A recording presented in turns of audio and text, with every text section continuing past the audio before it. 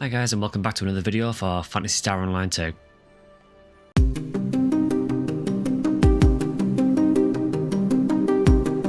In the year 2000, Sega revolutionised online RPGs with the launch of the original Phantasy Star Online, a game which redefined what console gaming was capable of.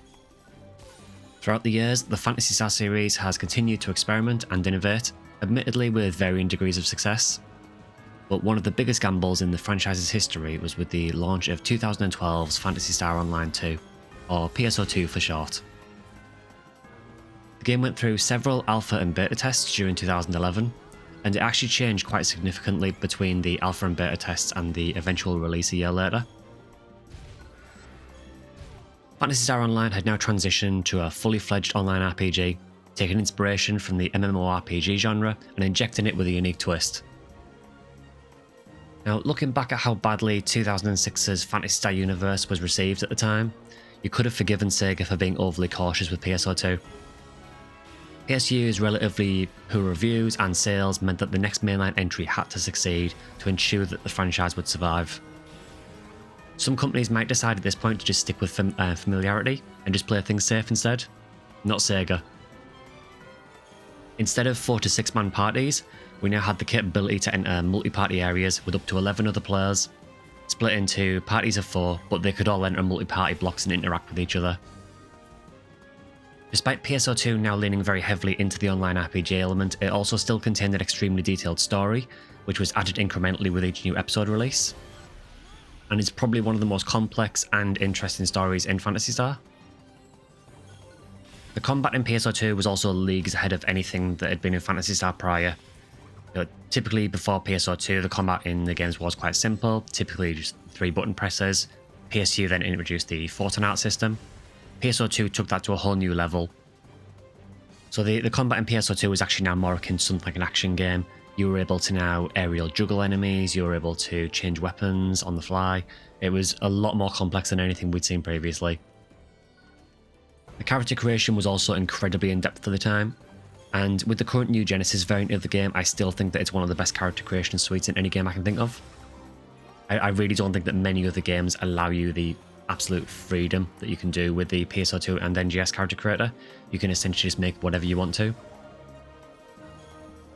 The game also featured a huge selection of locales which was sprawled across several planets, which was kind of similar to PSU but on a much bigger scale.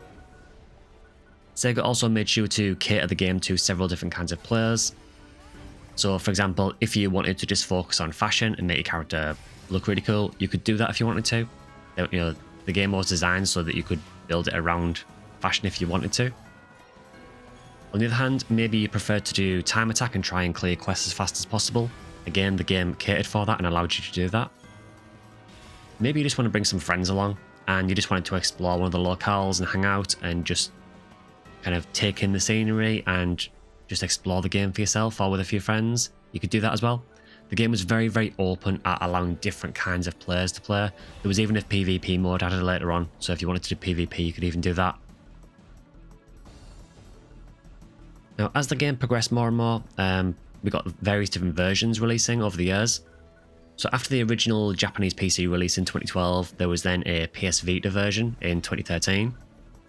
We also got Phantasy Star Online 2 ES, which was a mobile companion app for iOS and Android, which launched in 2014. That actually had integration with PSO2 as well, so you could do things like I think you could access your storage from ES, I think. I know you could also buy Arx Cash, which was the currency in the game, through ES, and it would actually transfer to your PSO2 account. ES actually had its own individual story as well, so even though it was a little mobile companion app, it actually had its own story to it as well. That launched in 2014. In 2016, there was a PS4 version added to the version of PSO2, and that actually linked with the PC servers, so there was crossplay. And then in 2018, there was a cloud-based version for Nintendo Switch as well. Now, it's important to note at this point that all of the versions I've just mentioned there were all free to play. Now, there were physical copies of PSO2 you could buy, but they were typically what were called premium packages, and they were basically bought to get some bonuses. So, for example, I've got a couple of the premium packages, and you used to get things like special outfits or music discs with them, things like that. It was more for the little bonuses that you got rather than for the game itself. So when PSO2 launched, the gaming landscape at the time of the release was starting to move away from the multi-subscription based models. So previous to PSO2, obviously PSO and PSU both use kind of a multi-subscription model, but things were starting to move towards kind of free-to-play with microtransactions, and that's kind of how the gaming industry was going at the time. So Sega wanted to capitalize on that with the release of PSO2. So because of that, PSO2 was free-to-play, but did involve some microtransactions. It's quite interesting actually looking back at that now, because I feel now that there's a lot of pushback on microtransactions now, and a lot of people don't like them in games. So it's kind of interesting how things have somewhat changed. Now, it was abundantly clear, going through all this and seeing how many versions of PSO2 there was, it was abundantly clear that Sega were investing very, very heavily in PSO2 and how important it was for PSO2 to succeed at the time. So ultimately, the question is, did it work? In a word, yes. By 2013, PSO2 had over 2.5 million registered users. This had grown to over 3.5 million by 2015. By 2021, the game had over 9 million registered users, although this does include PSO2 and PSO2 New Genesis, later referred to as NGS. And it also made over 100 billion yen in sales. Bear in mind, again, these are free-to-play games, so all of these sales are in-game items and in-game purchases. The game also spawned the Phantasy Star Nova spin-off for the PS Vita, as well as having 2 anime adaptations. PSO2 just continued to generate money on a huge scale in Japan. I can't stress how massive PSO2 was in Japan at the time. It was a colossal game. And this is especially evident when you look at the list of brands that PSO2 collaborated with for the Japanese version. So what I'm going to do now is I'm going to scroll a list of all the collaborations that I could find for PSO2, and this is just in-game collaborations. There were loads of like merge collaborations as well outside of this. This is just in-game collaborations. So are you sitting comfortably?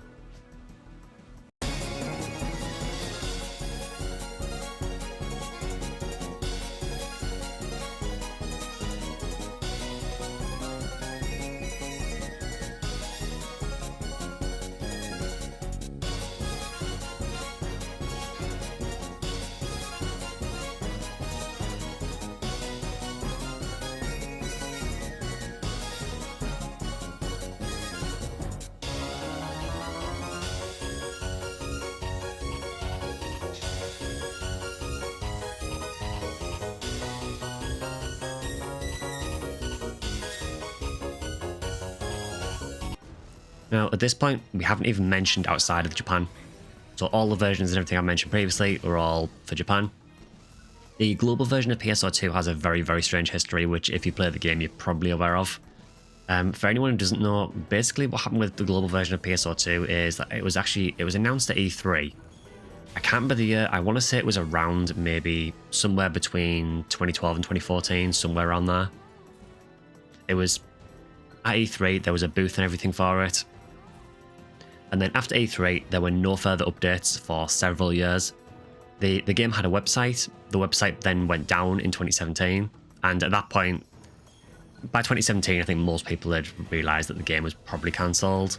But when the website went down, that was almost like a confirmation that the West wasn't going to get PSO2. So imagine everyone's surprise then at the 2019 E3 conference, when PSO2 was then suddenly announced to be coming to the West through PC and Xbox. So it later became clear that obviously one of the reasons for this was because shortly after this, in 2021, was the launch of Phantasy Star Online-related New Genesis, which had a simultaneous release around the world. So they were clearly putting PSO2 in place, ready for New Genesis's launch. So it was still a surprise to the player base at the time, because this was now 8 years after the original Japanese release, and I think by this point most people in the West had given up on ever seeing PSO2 outside of Japan.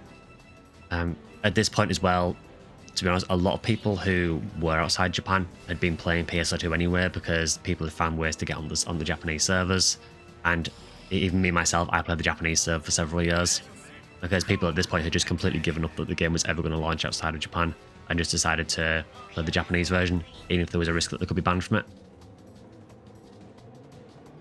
So while the global version of PSO2 is undoubtedly much less popular than the Japanese version, it was still received well, particularly, as I've mentioned, by players who hadn't found ways to play the Japanese version when it released. If you didn't want to go through the hoops of using something like the Arc Slayer tweaker, if you didn't want to do that, or if you didn't want to use a VPN at times, then it was understandable, and there was a lot of players who just didn't follow it and maybe moved on to different games instead. So when PSO2 was announced that it was coming to the West officially, that was obviously really good news for those players. Now, I can't say for certain whether PSO2 has been a big success outside of Japan necessarily, but it definitely does have a devoted fan base. I mean, all the videos and streams that I've done of PSO2, it's been very, very clear that there is a lot of love for PSO2. I should probably quickly mention as well that there were servers for PSO2 for Southeast Asia and for Taiwan and Hong Kong, but they only lasted for a couple of years, and particularly the Southeast Asia server was drastically different from any other server.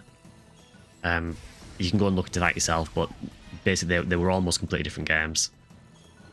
But I do feel the need to mention them, that it wasn't just the Western version and the Japanese version, there were other options as well. So overall, I think that the impact of Phantasy Star Online 2 can't be overlooked. I think that if the original PSO was a defining moment in the history of the franchise, then the other has to be the colossal success of PSO2, at a time when Sega were reeling from the failure of PSU and the disillusionment with the franchise. Now, this isn't to say that PSO2 has been perfect or faultless. I think anyone that played the Japanese servers during episode 5 knows how rough things could be. In episode 5, it even got to the point of making the dev team actually re-evaluate some of the content that was going to be released based on some really bad feedback from all the fans. It's also no secret that the follow-up to PSO2 NGS, definitely hasn't captured the same adoration from some fans. Again, personally, I do enjoy NGS, but I can understand some of the criticisms of it.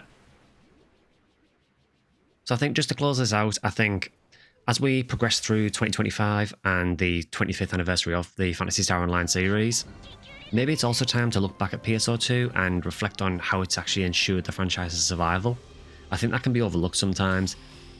Whether you love the game or whether you hate it, without it there is no Phantasy Star. PSO2 has essentially carried the torch for Phantasy Star since 2012, if we go back to the Japanese version. And despite there being a couple of spin-offs here and there, the majority of Phantasy Star's presence has been through PSO2 for a very long time now, to the point where there are a lot of players who have joined the franchise now who've only ever played PSO2 and only know of PSO2. I think without PSO2, who knows where the Phantasy Star franchise would be. I expect that there probably wouldn't have been any more games after PSU, to be honest.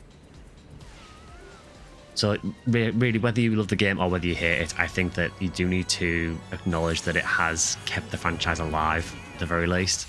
And hey, if PSO2 helps to line Sega's pockets a little, then, maybe a new Phantasy Star isn't as big a pipe dream.